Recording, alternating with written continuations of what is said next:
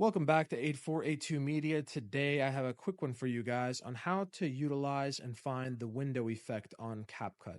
So initially what you're going to want to do is go up to Effects, Video Effects, Light Effects, scroll down to find the window effect, click and drag it down to the timeline.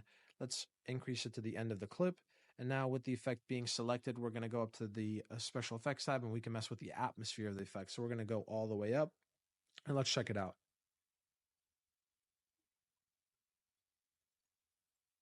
Okay, so this video doesn't really do it justice.